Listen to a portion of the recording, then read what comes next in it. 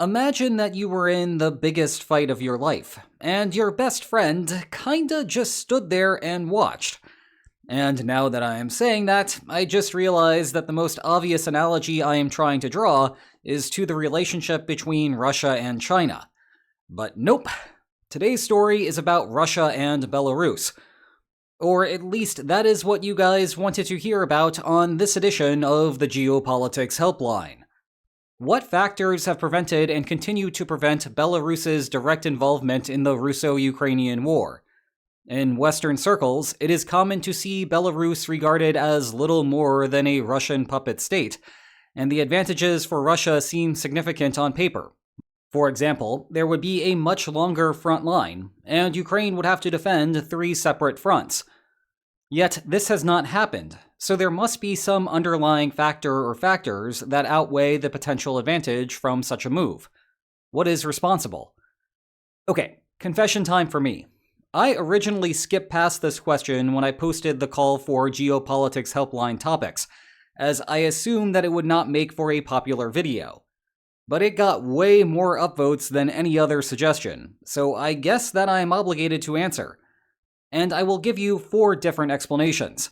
Lack of Belarusian military value, the Kremlin having lost its intra-coalition coercive capacity, Belarus's geographic vulnerabilities, and Belarus's domestic political problems.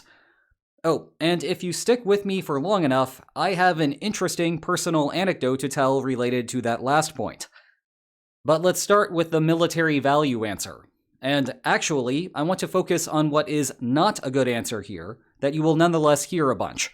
That the Kremlin already has gotten everything it really wants out of Minsk. Indeed, the primary value of Belarus to Russia is a staging ground. At the beginning of the special military operation, Russian troops formed up directly north of Kyiv and then tried to drive directly down. They failed to take the capital, of course, but that never would have been an option without Belarus. And everything about that historical narrative is accurate. The problem with the argument is that it does not answer the question. Whether Belarus is useful as a staging ground is a separate thought from whether it is a good idea for Belarusian troops to participate. Another way to think about the question is why North Korean troops have participated in the war, but Belarusian troops have not. Well, sticking to our military focus for now, Belarus has basically outsourced its international security affairs to Moscow for the last 3.5 decades. Meanwhile, North Korea has been preparing for war with South Korea for about twice as long. There is a reason why you might find one of those countries' soldiers to be helpful, and the others to be helpless. Belarus spends above 2% of GDP on defense, exceeding the original NATO standard set at the 2014 Wales Summit. However, its military suffers from the same post-Soviet corruption problems that have plagued the Russian army during the war, except Minsk has not yet gotten the shock of battlefield losses to force the necessary changes to the command structure. So, yes, Lukashenko's military could contribute to the war effort, but it would not be much of a contribution. Nonetheless, let's say that Belarusian troops would actually be attractive for some reason. The other 3 parts help explain why Belarus would nonetheless refuse. Let's start with Russia's intra-coalition coercive capacity. And if you were asking yourself, what intra-coalition coercive capacity? Yes, exactly. Just look at Armenia.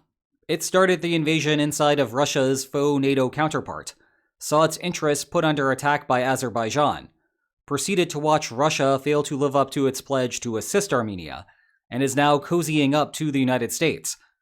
That is what happens when you drain all of your resources inside of Ukraine. So just imagine that Putin demands that you send a battalion to Ukraine. You see it is obviously a bad idea and refuse. What is Putin going to do next? Invade you? No. Sanction you? Well, then you can just cut off Russian troops from your territory. Putin has no cards here. Third, how about Belarus's strategic vulnerability? Back to North Korea for a moment. Kim Jong-un sleeps comfortably at night, not wondering whether Ukrainian drones are on the hunt for him. And maybe we should not discount Ukraine's ability to project power across remarkably vast distances, but the threat is figuratively and literally more proximate to Lukashenko. You could even tell a plausible story when Belarus tries to invade, Ukraine repels them back, Kyiv orders troops into Belarus, and a civil war erupts in the country. After all, Lukashenko is not popular there. More on that in a second. Putin does not want to lose his Union state partner, and going down this route is asking for trouble. Finally, we get to the meat of the problem: domestic vulnerability. Again, to draw a comparison to North Korea, the propaganda is not as strong in Belarus as it is in the Hermit Kingdom. Kim Jong-un could get away with essentially selling off North Korean mercenaries because his regime controls the narrative in the country. And even if you were aware that the Kim family has not exactly been good for your country, insert nighttime satellite photo of the Korean peninsula here, you might not have enough information to tell whether the situation in Ukraine is truly a mess. That is the problem with Cheat Talk. North Korean news anchors portraying the invasion of Ukraine in a positive light does not mean that they are wrong. It just tells you nothing about the reality of the situation one way or another. Heading back to Belarus, there were wide-scale protests in the country only 6 years ago. The very short version of the story is that a popular YouTuber named Sergei Tikhanovsky declared that he would enter the presidential race that year. Note to self, never do that. Anyway, he was arrested by the end of the month. His wife, Svetlana Tikhanovska, then ran in place of him. No one of a free mind doubts that Tikhanovska would have won in a fair election. Lithuania, being a Baltic country completely out of fracks to give, recognized her as the elected leader of the people of Belarus. Even so, you already know that is not what happened inside of Belarus. Lukashenko is still president, and Tikhanovska went into exile. Mercifully, that is the third time the word Tikhanovska has appeared in the script, and my phone has already figured out how to autofill it after the first 4 letters. Part of the reason that the protests did not go further is because Russia lurked in the background, casting a shadow of a potential intervention to deter the protesters from turning into rebels. Well, as we discussed a moment ago, that shadow is gone thanks to the Ukraine war. Lukashenko is living on the edge, and he would not want an unpopular war to push him over it. You know, Europe would love to see it. Tikhanovska makes appearances at many European functions, including last year's annual NATO summit held at The Hague. My base of operation for those 2 days was behind 4 layers of security.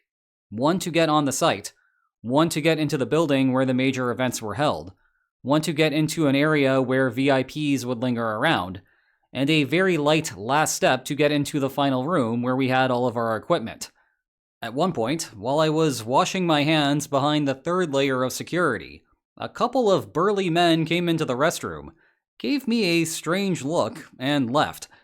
I was momentarily confused about what was going on until I attempted to exit, at which point the chair of the NATO Military Committee opened the door for me. Then I briefly wondered why the 2 members of the security staff were so quickly convinced that I was not a threat. Anyway, back to the main digression. I think my compatriots and I were headed back from the stage that the Secretary General so kindly escorted me off of. But when we returned to the room, there was a woman with a few others not from our group sitting in the corner. Befuddled, one of my compatriots looked at her and whispered, "Isn't she?" We all looked again. Yes, it was. To this day, I still have no idea what Tikhanovska was doing in that room. She was not on our schedule. Maybe she just saw that there were chairs, which were hard to come by at the summit.